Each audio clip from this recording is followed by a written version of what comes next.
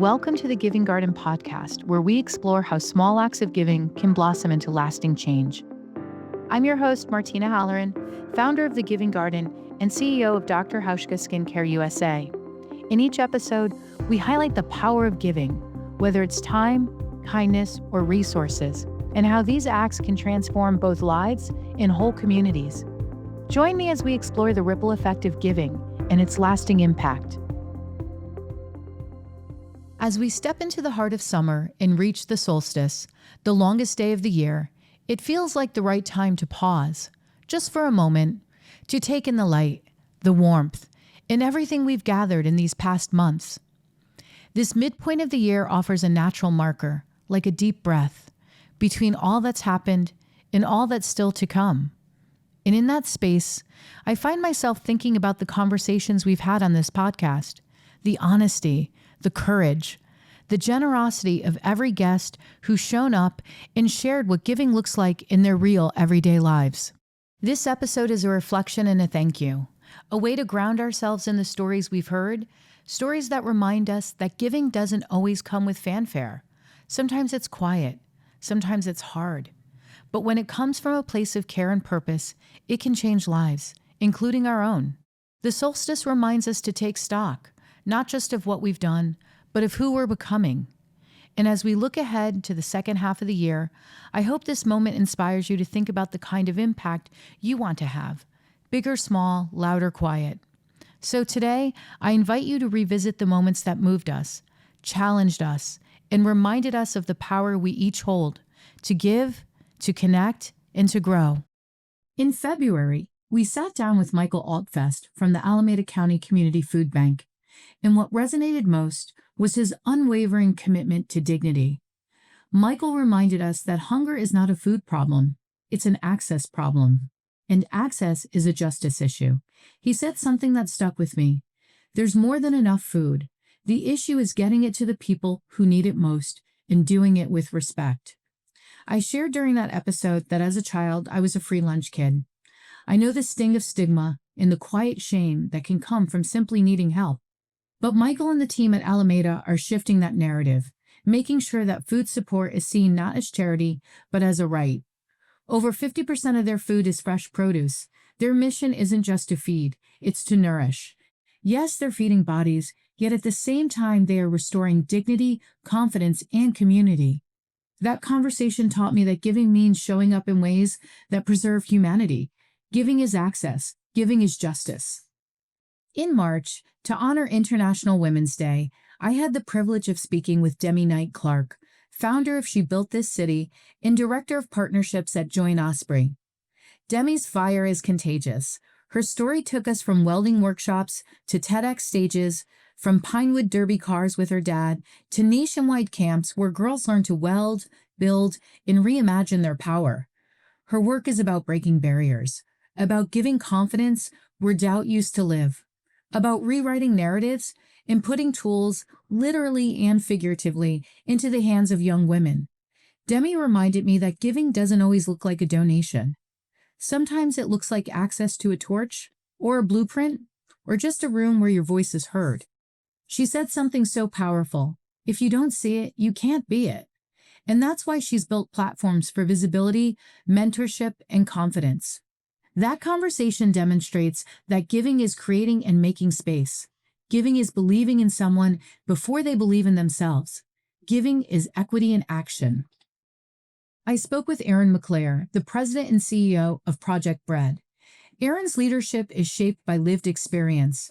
She grew up food insecure, her mother leaving an abusive marriage, and doing everything she could to feed her children. Erin knows deeply that food insecurity is not a moral failing. It's a systemic issue. We talked about the urgent need to integrate food access into healthcare. We talked about universal free school meals and the critical role of community-led change. What I took away most profoundly was this. When we design solutions with compassion, we move from charity to justice. She said, "We can solve this one." And that hopeful clarity has stayed with me. Yes, the problems are big, but they're not impossible. Giving, in Erin's words, is not just about filling a pantry. It's about building a world where no mother has to choose between safety and feeding her children. That conversation showed me that giving is systemic, giving is policy, giving is choosing compassion over convenience. In May, I had the honor of sitting down with Lisa Price, the founder of Carol's Daughter and co-creator of the Love Delivered initiative. To say Lisa is inspiring would be an understatement. She is a giver in every sense, rooted in culture, family, tradition, and love. Lisa shared how her giving often comes not from confidence, but from vulnerability, from the courage to speak what's hard, to say, I felt that too. She reminded us that there is an immense power in opening our hearts and our stories, especially as women of color navigating systems that were simply not built for us. She spoke about maternal health, about advocating for Black and brown mothers through doula care and Love Delivered, about listening deeply to the needs of her community and responding with action. Lisa shared that giving is advocacy, giving is listening, giving is love in motion. And she also reminded me that we don't have to be perfect to be powerful. Sometimes the most generous thing we can do is to say, you are not alone. And just last month, we closed our first half of the year with Georgi Enthoven, the founder of Work That's Worth It. Georgi brought us home to purpose. She asked us to consider what it means to do work that not only sustains us, but uplifts us. Work that restores dignity, ignites passion, and aligns with our deepest values. With decades of experience across the globe, Georgi reflected on what it means to build a life and a livelihood that's in alignment. She said, when you find the formula that works for you, your day job becomes part of your life adventure. That spoke to my soul. Because we spend 90,000 hours, give or take, working in our lifetimes, what if those hours were infused with meaning? What if they became part of our giving? From Georgi, I learned a unique perspective on giving. Giving is alignment. Giving is purpose. Giving is letting your life be the work and the work be the gift. I sit with all these conversations, Michael, Demi, Erin, Lisa, and Georgi. I'm struck by one thing. Giving is not a single act. It's not a checkbox or a moment in time. It's a way of being. It's a rhythm, a quiet resolve, a mindset, a commitment to show up for each other, for our communities, and sometimes for ourselves. Over the past 5 months, I've learned that giving looks different for everyone. For Michael in the Alameda County Community Food Bank, giving is about meeting a need with dignity, removing shame, and centering justice. For Demi, it's about rewriting the story entirely, so young women don't just survive, but thrive in spaces they were told weren't built for them. For Erin, it's systems level. It's deeply personal and profoundly strategic. Giving for her is about challenging the policies that let hunger exist in the first place. And for Lisa, giving is rooted in love, in storytelling, in creating a legacy of care that doesn't require perfection, just presence. And Georgi brought us inward, asking, what if our very life, our work, our choices was a form of giving? What if the act of thriving wasn't selfish, but sacred? Each guest offered a different lens, but they all led to the same truth. Giving is action born from awareness. It doesn't have to be big, it just has to be real. Sometimes giving looks like writing a bill or passing legislation. Other times it's walking into a room and making space for someone who's never been invited to speak. Sometimes it's raising a hand to say, I felt that too, when everyone else is quiet, or handing someone a plate of food that says, you are seen. Sometimes giving is being willing to learn, to unlearn, to shift how we've always done things in favor of how things ought to be done. And sometimes giving is just being honest about our own stories, like Erin, when she spoke about her mother, like Lisa, when she talked about carrying the weight of perfection.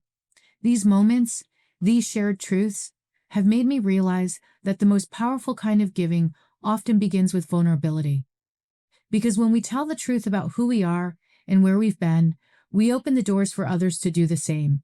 And in that space of honesty, of compassion, of shared humanity, change begins.